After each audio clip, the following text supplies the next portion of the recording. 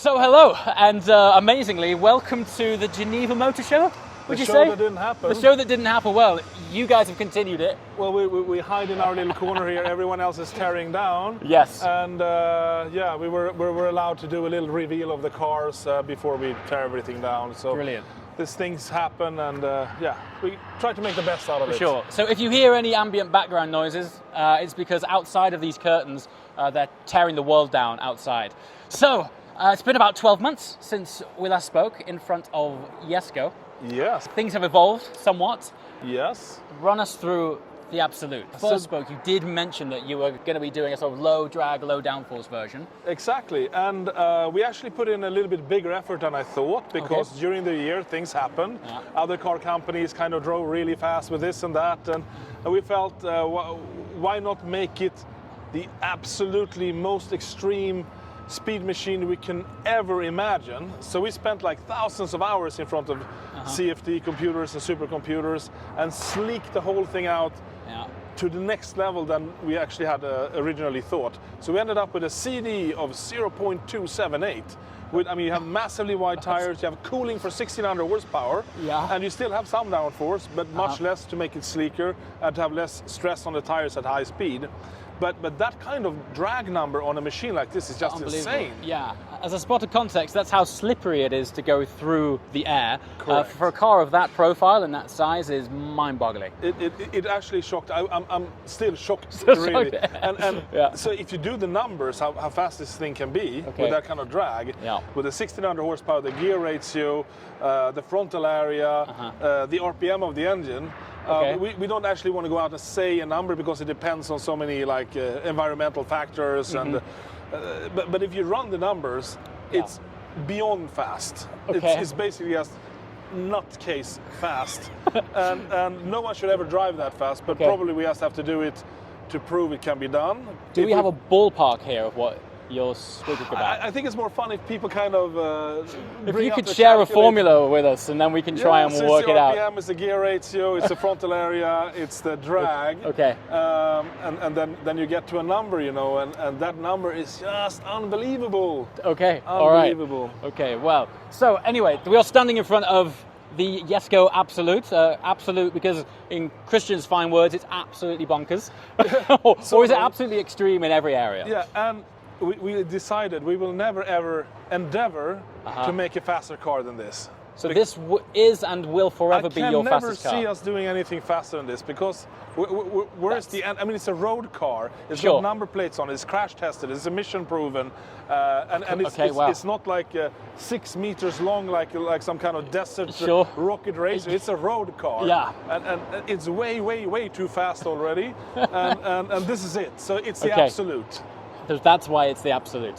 Yeah. Fabulous. Okay, so could you please run us through the evolutions and changes versus, dare I say, a standard or the more track-focused Jesko versus the Absolute? Absolutely. So first of all, it's a version, right? So we open up the configurator after our press launch, and then you can choose this or the track version. Okay. And the difference is this is much more slippery. So it has less downforce, it has softer springs. It means we could, again, open up the front luggage space. We didn't need to use that as an air dam. So we can put the roof in the front again. It's a little bit more practical. It's a little bit more everyday from that perspective. At the same time, it's more extreme because the speed makes it so incredibly extreme. But if we start here at the back, you can see this is probably the most radical difference. It's elongated and smoothed out and sharpened. So you get this perfect release of air with basically no downforce or no lift. It's just like an arrow going through the air. These rakes here give even better high-speed stability. But when we started massaging them in the computer fluid dynamics programs, we noticed, hang on a second, we actually can reduce drag with these as well. You would think they increase drag because they stand out in the air, but they redirect and they create this kind of vortex behind the car. So not only does the stability become better, you actually lose drag. And these are very much part of this, obtaining this very low drag number. So if we go to the side of the car, we can see this little winglet thing here on the track version rolls up and again builds up a pressure to push the car down. And here we normally, on the track version, there is also a little winglet. And of course we have the dished rear wheel. It is actually the same rear wheel, but mounted these plates on it. So you can, if you want to, you can remove it for everyday driving. And then when you want to beat the land speed record, you can put them on. Stick them on and off you go. Or maybe, yeah, if you like the look, you can have them on all the time. With ultra high speed comes ultra high extremes on all sorts of components. Talk to me about the tyres. Are these still an off the shelf? They are, actually. That's and madness. when we did the Agera RS record, we were very concerned about the tires, and so were Michelin, of course.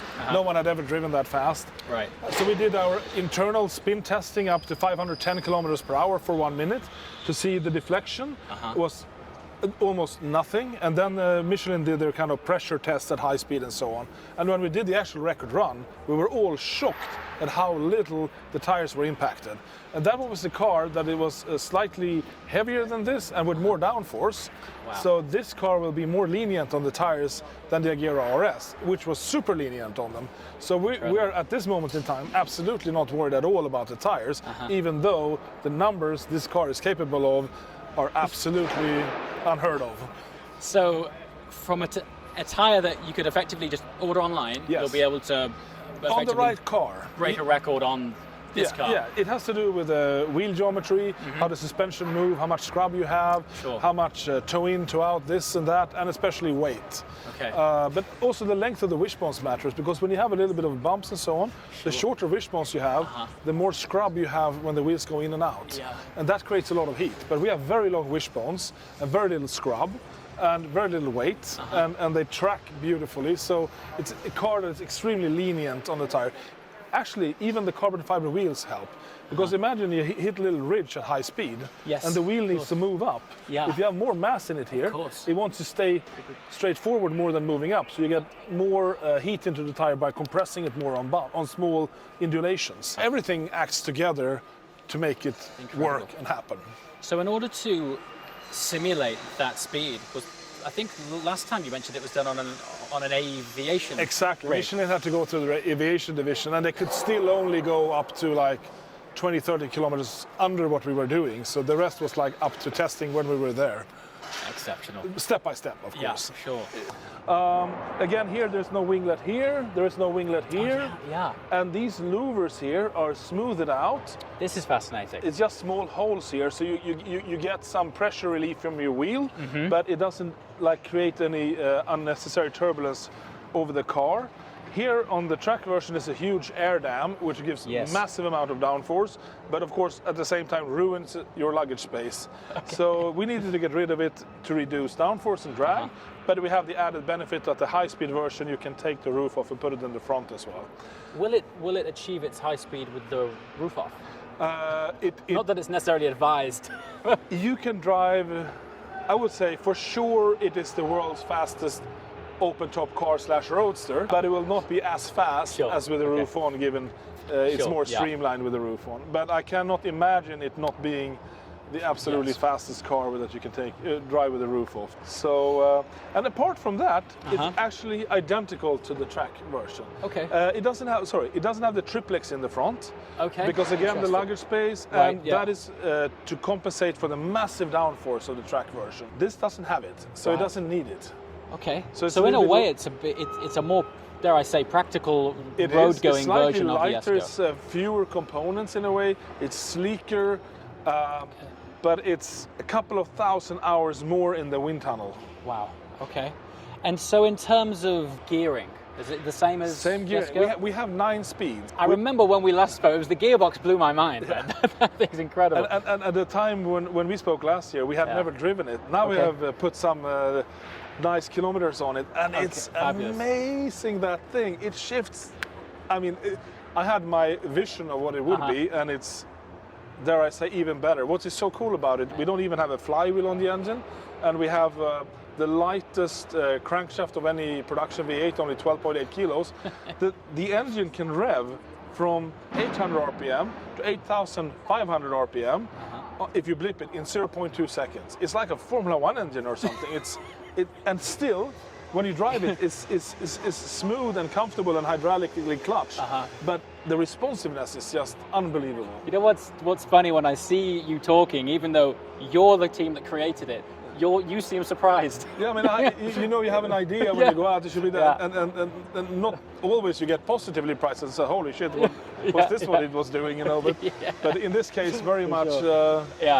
Okay. In the positive way. Well, I don't want to push my luck too early, but I do have a bit of a fascination with gearboxes, right? And I'm sort of either end of the spectrum. I either love a good manual or a good twin clutch. Sure. So when can I try that gearbox? Because I'm fascinated by it. We're driving our prototypes now, and we're soon locking up the spec for production. Okay. So I think in the very near future you can come and have a go. Fantastic. Yeah. All right. Brilliant. So gear ratios are the same. Same. It's using the 9-speed gearbox, which was originally developed for Jesko. Yes. Do you anticipate how many clients are going to spec? No idea. Okay. So we opened up the configurator in 24 hours. Okay. And we'll see what people start doing. Right. They can choose. So cars are still restricted to 125? 125. Okay. Yes. So 125 cars, and it's up to the client which they one can do whatever they want. They spec. So we've already sold all of these cars last year, but we just don't know which version yet. That'll be interesting, won't it? Yeah, exactly. So it could be 50-50 or 20-80, who knows? Yeah. I have no idea. Brilliant, okay. Well, which one would you take? That is a really tough gig. I honestly don't know. My own driving preference, I lean towards a more track-biased setup. However, knowing that this is and forever will be your fastest car, I think that puts somewhat of a very special halo on it. Right.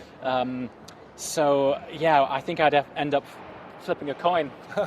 Either way, it's a good day out. Exactly. It's fine. Exactly. Yeah. These are pretty cool, actually. Yeah. If you can film it, we have Vanta Black in here, so it's endlessly dark. So Vanta Black is that material that absorbs like 99% of light. It just disappears into darkness, kind of thing.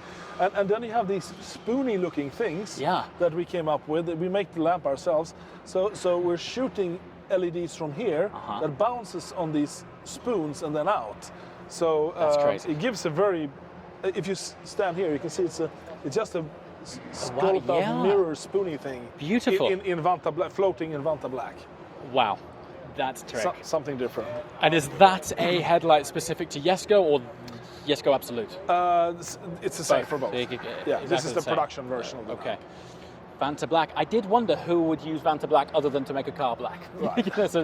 So of course, if you have it on the outside of a car, it can get dirty and so on, and the Vanta effect kind of disappears. Yeah. But in there, it's clean, so it stays. It's filtered air. So. Well, when you go for the record, call me because I want to witness this thing do its thing.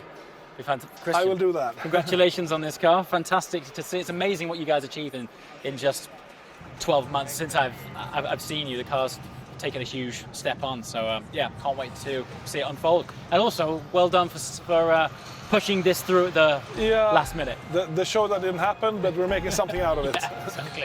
Thanks a lot. Thanks, Jim. Cheers, thanks. Enjoy. Thanks.